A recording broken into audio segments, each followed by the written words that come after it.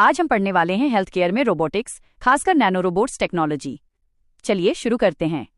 Health care में robotics क्यों जरूरी है? हेल्थ सेक्टर में रोबोटिक्स का सबसे बड़ा फायदा है प्रिसीजन, स्पीड और सेफ्टी। आज मेडिकल ट्रीटमेंट में रोबोटिक्स से सर्जरी ज्यादा एक्यूरेट होती है और पेशेंट का रिकवरी टाइम कम होता है।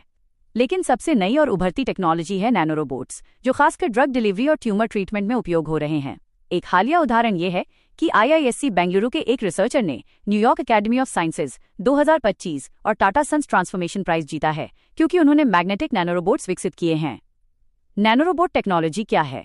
नैनोरोबोट्स का मतलब है ऐसी माइक्रोस्कोपिक मशीनें जो इंसान के शरीर के अंदर काम करती हैं। ये ब्लड वेसल्स और टिश्यूज के अंदर मूव कर सकती हैं।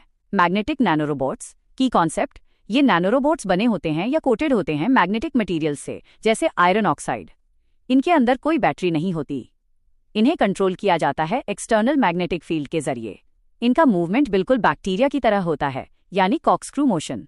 इनकी स्ट्रक्चर में होता है एक हेलिक्स शेप्ड टेल, जो प्रोपेलर की तरह काम करता है, और एक मैग्नेट लगा होता है जिससे दिशा और स्पीड कंट्रोल होती है।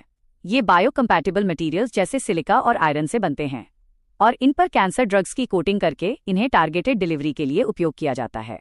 टारगेटेड ड्रग डिलीवरी सबसे इंपॉर्टेंट एप्लीकेशन। नैनोरोबोट्स की सबसे बड़ी एप्लीकेशन है टारगेटेड ड्रग डिलीवरी, यानी दवा सीधे ट्यूमर सेल्स तक पहुंचती है। इससे फायदा होता है, ड्रग की इफेक्टिवनेस बढ़ती है, हेल्दी टिश्यूज को कम नुकसान होता है और साइड इफेक्ट्स भी कम हो जाते हैं। ये टेक्नोलॉजी ब्लड ब्रेन बैरियर जैसी कठिन बाधा को भी पार कर सकती है, जिससे अल्जाइमर जैसी बीमारियों में मदद मिल सकती है। कैंसर ट्रीटमेंट में उपयोग नैनोरोबोट्स डीप ट्यूमर में भी ड्रग पहुंचा सकते हैं, जहां सामान्य दवाएं फेल हो जाती हैं। ये प्रिसीजन कीमोथेरेपी को सपोर्ट करता है और इम्यूनोथेरेपी में इम्यून सिस्टम को एक्टिवेट करने में भी मदद करता है, जैसे टी सेल एक्टिवेशन।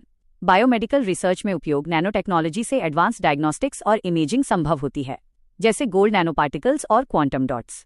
ये MRI, CT और फ्लोरेसेंस इमेजिंग को बेहतर बनाते हैं। इसके अलावा सिल्वर, कॉपर और zinc oxide nano particles devices पर कोटिंग बनाकर हॉस्पिटल इन्फेक्शंस यानी HAI को रोकते हैं।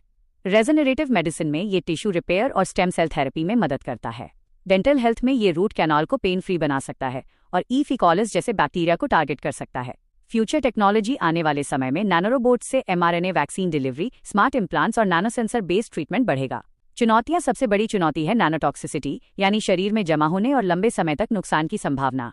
रेगुलेशन और स्टैंडर्ड्स की कमी भी है, क्योंकि CDSCO के नियम नैनो मटीरियल स्पेसिफिक नहीं हैं।